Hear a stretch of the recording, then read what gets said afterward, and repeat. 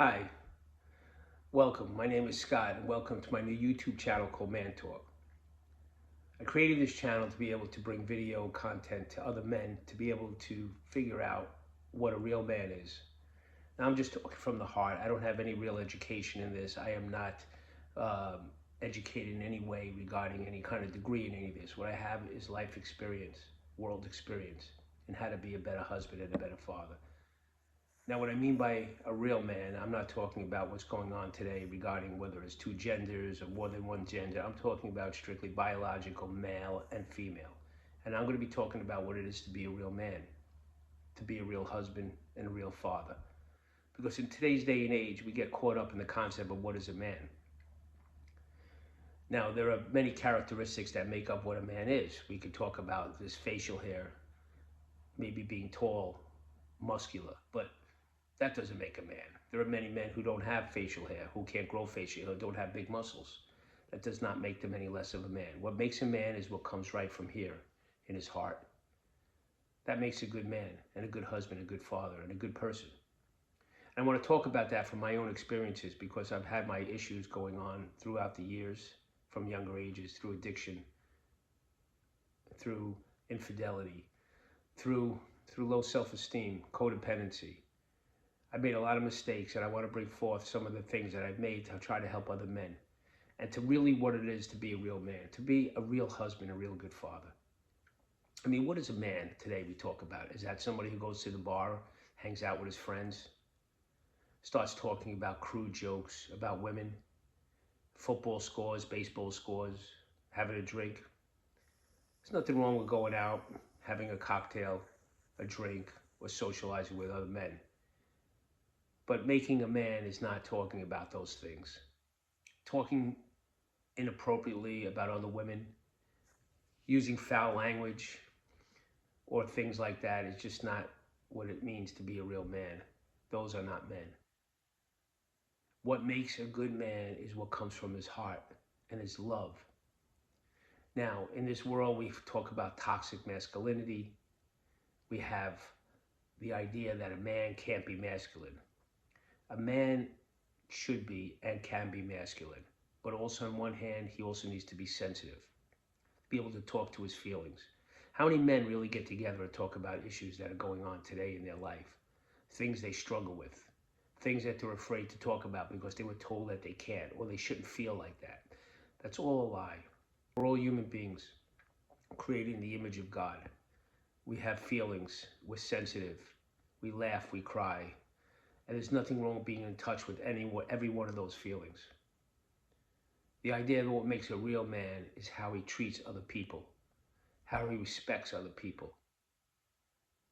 But his main objective is also to take care of his family, to support his family, to be strong for them in every way possible, to be a good provider, to set good examples for his children, especially his sons.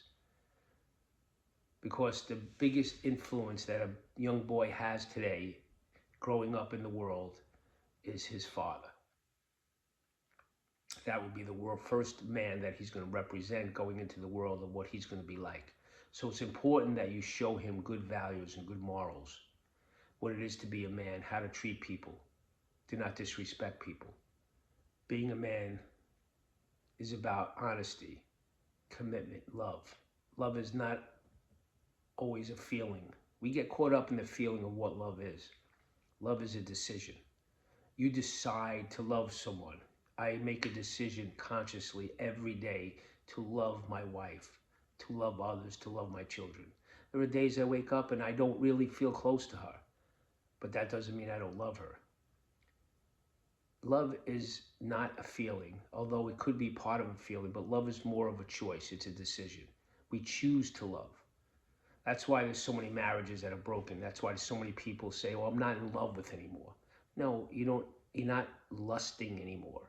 You're not feeling that sexual maybe drive or attachment or that sexual attraction that you used to feel at the beginning, which is important.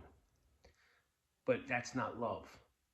That is a sexual feeling. That is an attraction that was created inside of us. But that's not what love is. Love is a choice, is a decision. You could support somebody, but you don't have to own what's going on. People leave relationships, as I said, when the physical, the spark disappears. They say, oh, I'm not in love anymore. That's not true. It's the physical connection that may not be where it used to be. And then people leave and they find a new love or in somebody else, and that spark happens again and that fades because it's not meant to last in that same sense. The initial attraction, initial spark is something that's supposed to draw people together. First is attachment. That's where that spark comes in, and then is commitment. People who say, I'm not in love anymore with my wife, I'm not in love anymore with my husband. A lot of times that's based on they don't feel that physical same sense of high that they would get at the beginning of their relationship, that sexual attraction that they felt. So they think they're not in love anymore. That's not true. In that case, then maybe you weren't really in love with the person in the first place, but just sexually and physically attracted to them. You have to love the whole person. You can't objectify women. You can't look at a woman because she has a beautiful body and say, I'm in love with her. And then if you marry her and she gains 30 pounds, you're not in love with her anymore. Then you never were in love with her at the beginning.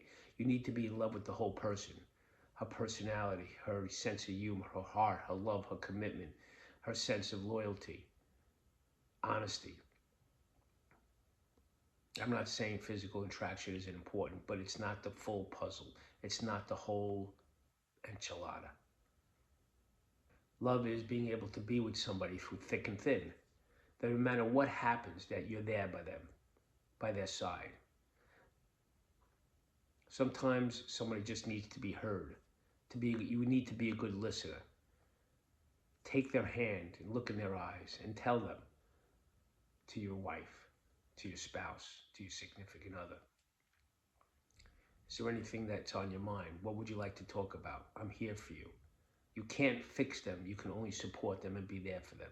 Sometimes people just need to be heard. They're not even looking for an answer. The main thing is just to be supportive and loving and talk to their heart. There's an old saying, men fall in love with their eyes, women fall in love with their ears. Women need to hear. They need to feel supported. They need to feel loved. We want men to be able to be a good listener, to support them. I don't mean financial support necessarily, but support them in their troubles, in their needs. Women often want men to have certain attributes, such as empathy, loyalty, honesty, relational sensitivity. Women want men to understand their point of view and to be concerned whether they agree or not. Moral integrity. Women value moral integrity from a man. Men also, of course, look for different qualities in a woman. Attraction. Men want to be attracted to the woman they love and the woman they're going to marry. Men want a partner who's trustworthy, reliable. Men want a woman who's dependable, trustworthy, honest. Men want a woman who's secure and grounded in herself. Women want men to be patient, understanding, and kind. They also want men to be their friends. When you talk to a woman, to your wife, remember that you made a vow to her. Most people who get married look at those vows and they read them and they don't really understand what they're committing to. If you go back and read those vows, they are very, very important to know those words and keep those words. Some days you wake up, you don't feel like being married. Some days you wake up, you don't feel like you want to be there. Some days you might wake up and feel like, I don't even know who the person is next to me. But remember, those are just feelings. Feelings come and go. If you live your feelings, if you live your life by your feelings, you'll live a very unhappy life. You talk to other men, do not degrade, ever talk bad about your wife. Do never ever talk anything but up and positive about your wife. Even if there's something that she did, you can express it in a way, in a loving way. Something that she might have done that you didn't agree with, in a loving way. Do not talk degrading about other women. Do not talk about crude jokes. Have respect for all people. Love yourself and love others. Try to be your best friend with your wife. Commit to her that you want to do the best and be the best you can be. Listen to her, hold her hand, and really be a good listener. On the times where you guys might not agree and come into a fight or something like that, remember, it's not who wins, because you're both either going to win or both are going to lose. Not something about who's going to come out on top. Some people say marriage is 50-50. Marriage is not 50-50. Marriage is 100%. You give 100% and she must give 100%. If you come to a situation where you're going to have an argument, stick to the disagreement. Talk about it. Do not yell and fight. Remember, you have the power to be able to stop it in its tracks. What I mean by that is, it takes two people to fight. If you come to a disagreement and it starts getting to the point where you're saying or want to say something that's going to tear her down or vice versa, very lovingly you could say something along the lines like this: honey, I do want to talk about this. I don't agree with you, but right now I could see that this is not going anywhere, and we're just trying to just come up with ways to hurt each other even more. And the last thing I want to do is to hurt you. So when we're in a better place, when I'm in a better place and you're in a better place, we can come together and talk about it rationally and work it out together. And she may still rant and she may still rage at you and everything like that, but very, very loving, you say, I don't want to continue arguing like this. I don't want to fight like this. So I'm going to not talk to you. I'm not going to answer you. I love you. And we'll get together later or tomorrow at another time when we're both more calm and we can talk about this clearly without making it worse than what it is. It'll stop, because it takes two people to engage each other. What you don't want to do is bring up old issues and old problems that had nothing to do with the underlying problem. And if you take every problem for that moment and work it out, then you won't have all these other problems that you have to work through. Take each time is a problem, and work it through, work it out. You know, it's like an old drawer, you know? It's like if you have an empty drawer and you have a sock that's in there, and the sock represents the argument. Well, if you take that sock out and you deal with it, the drawer's empty again. But if you put a sock in there and you don't deal with it, and you put another sock in there and a t-shirt or whatever, next thing you know, the drawer is cluttered with socks and t-shirts and whatever. And if you just pull one of those socks and one of those t-shirts out of there to work on that problem, all those other problems are still in there. Work on each problem as they come up. Get through it. And this way your drawer will always be empty. Commit yourself. Don't put yourself in slippery slopes. Don't go into bars alone without your wife. Don't drink too much around other people.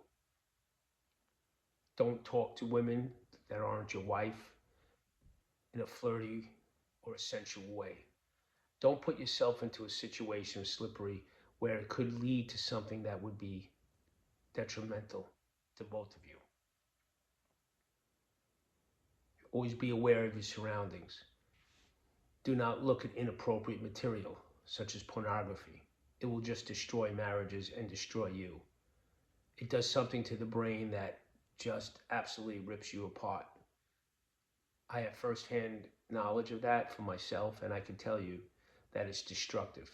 The way this country, this society has adapted into accepting that looking at pornography or all the sexual stimulation that's around us is normal. It's not.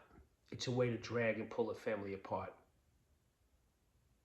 The more you look at these videos, these pictures, the less interested you're going to be in your wife, because she cannot live up to those visions, of those fantasies, of those images, of those women. And the more you look at it, the more you're going to need worse and harder stuff to look at. Don't fall into that trap. This is just sort of an introduction to what I want to bring forth going forward, and talking about how to be a better man and a husband, and Next, I'm going to try to talk about how to be a better father. I have 6 children. I made a lot of mistakes, but I've done a lot of good too. We'll talk about that on the next video. In the meantime, please subscribe below as I put more content out. If there's anything else you want to talk about or you want to hear, let me know. Going forward, I will have interviews with other men talking one-on-one, but I want to really make this channel about men, about what men need to be in this world that we live in today, how the misconception of what a real man is lost. There's nothing wrong with being in touch with our feelings, being able to be sensitive and cry, but also to be strong and tough when we need to be, and to protect our families and our loved ones. Thank you for watching, and God bless.